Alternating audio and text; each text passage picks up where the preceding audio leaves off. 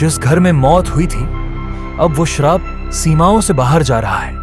वो अब सिर्फ एक जगह तक सीमित नहीं, अब वो हर उस इंसान तक पहुंचेगा जो उस श्राप से जुड़ा।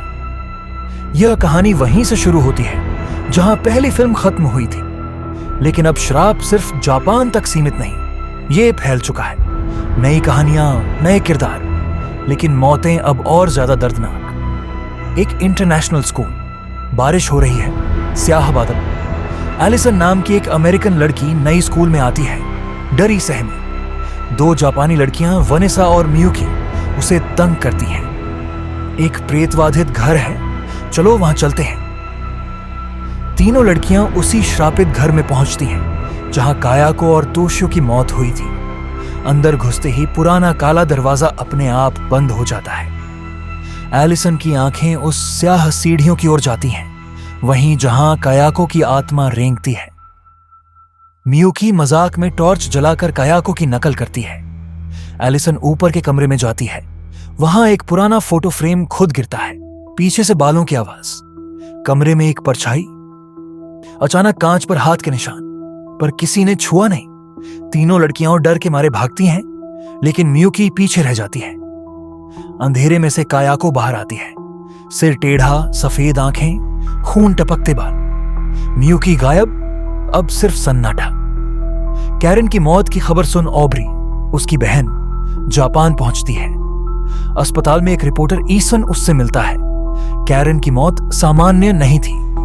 ऑब्री उस घर के बारे में पूछती है और ईसन बताता है वो घर अब लोगों को निगल रहा है। ऑब्री को कैरन का वीडियो दिखाया जाता है, उसके शरीर में जैसे कुछ समा गया था। वीडियो में कायाको की परछाई कैमरे के पीछे से आती है, जैसे कैमरा भी श्रापित हो गया हो। ऑब्री कांपती है, ये कुछ और है, ये सिर्फ एक भूत नहीं है। एलिसन अब स्कूल नहीं जाती, वो अपने कमरे में बंद है, अंधेरे में। उसकी दीवारों से आवाजें आने लगती हैं। माँ माँ माँ। दरवाजे के पीछे कुछ खरोंच रहा है, जैसे कोई अंदर आना चाहता है। बिस्तर के नीचे कुछ हिलता है। एलिसन नीचे झांकती है, लेकिन वहां वो खुद लेटी होती है। अचानक उसका असली शरीर उठा, पर चेहरा कायाको बन चुका है। एलिसन की चीख, पर कोई आवाज नहीं निकलती। ऑब्री और ईसन कायाको की मां के पास जाते हैं, एक अंधी बूढ़ी औरत जो तांत्रिक थी। वो बताती है, मैंने कायाको को आत्माओं के लिए बलि की तरह पाला, उसी के कारण वो राक्षसी बनी। कायाको के अंदर सिर्फ पीड़ा ही नहीं, अब उसमें सैकड़ों आत्माएं हैं। ईसोन कहता है, श्राप को खत्म करने का एक ही तरीका है, जड़ से, लेकिन वो जड़ अब इंसानों में फैल गई है। कायाको की मां की आंखें एकदम सफेद हो जाती हैं, जैसे कुछ उसमें समा गया हो। अचानक उसके मुंह से कायाको की आवाज आती है। ऑब्री और ईसन भाग जाते हैं, लेकिन अब बहुत देर हो चुकी है। ईसन अपने कैमरे से तस्वीरें देखता है। एक तस्वीर में कायाको पीछे खड़ी है, जबकि असल में वहां कोई नहीं था। एक तस्वीर में ऑब्री के पीछे तोशियो है, कैमरा जैसे चेतावनी दे रहा हो। अचानक लाइट बंद, ईसन के चारों ओर अंधेरा। उसके कैमरे की फ्लैश बार बार जलती है, हर बार कायाको करीब आती जाती है। आखिरी फ्लैश में कायाको उसके सामने झुकती है, हाथ उसके चेहरे पर। अब सिर्फ एक तस्वीर दिखती है, एक जलता हुआ चेहरा। एलिसन अब मानसिक रोगी की तरह व्यवहार कर रही है। बात करते करते रुक जाती है, एक तक दीवारों को घूरती है।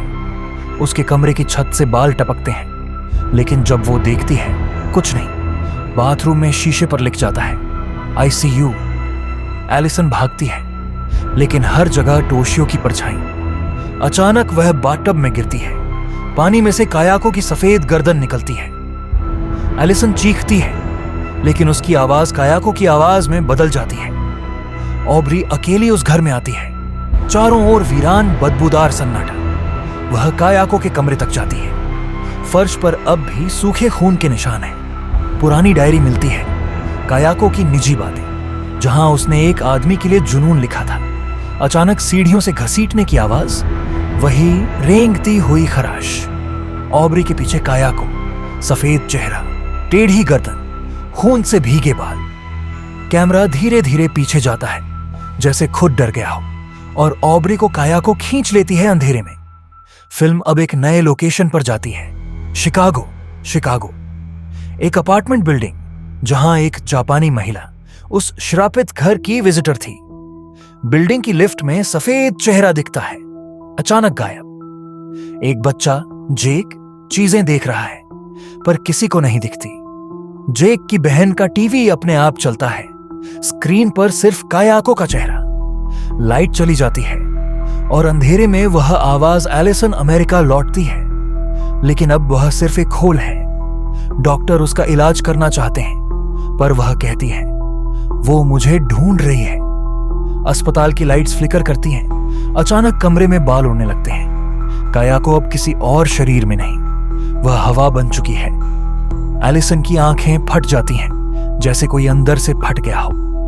अगली सुबह डॉक्टरों को उसका शरीर बाथरूम में फांसी पर झूलता मिलता है, लेकिन गला रस्सी से नहीं, बालों से बंधा था। कायाको अब ऑब्रे के शरीर में समा जाती है।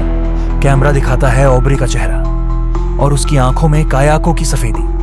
उसका चलना, उसकी चाल, सब कायाको जैसे। एक आदमी ऑब्री से बात करता है, लेकिन वो चुपचाप देखती रहती है। अचानक वह उस पर झपटती है, लेकिन उसकी आवाज ऑब्री की नहीं, कायाको की है। फ्लैशबैक चलता है। कायाको ने अब शरीरों का उपयोग शुरू कर दिया है। वो अब हर उस इंसान को चिह्नित करती है जो उस घर से जुड़ा। ऑब्री अब इंसान नहीं, वो खुद श्राप बन चुकी है। रात का वक्त शिकागो की बिल्डिंग में फिर से वही आवाज गूंजती है। जेक अपने फ्लैशलाइट के साथ बिल्डिंग में घूम रहा है। उसकी बहन बाथरूम में बंद। शीशे में कायाको का चेहरा धीरे धीरे पीछे आता है। लाइट कट, सिर्फ फ्लैश की रोशनी। एक एक करके सब कायाको के शिकार होते हैं। जेक अपनी मां को ढूंढता है, लेकिन मां को कोई निगल चुका है। वह दरवाजा खोलता है। कायाको रेंगती हुई उसके पैरों में लिपट जाती है। कैमरा ऊपर जाता है। लाशें बिखरी हैं और एक बच्चा अकेला कोने में बैठा है। कायाको की आवाज आती है और आखिरी फ्रेम में दिखता है, द ग्रज नेवर डाइज। कायाको अब सिर्फ एक आत्मा नहीं, वह एक बीमारी है जो हर जगह फैल चुकी है।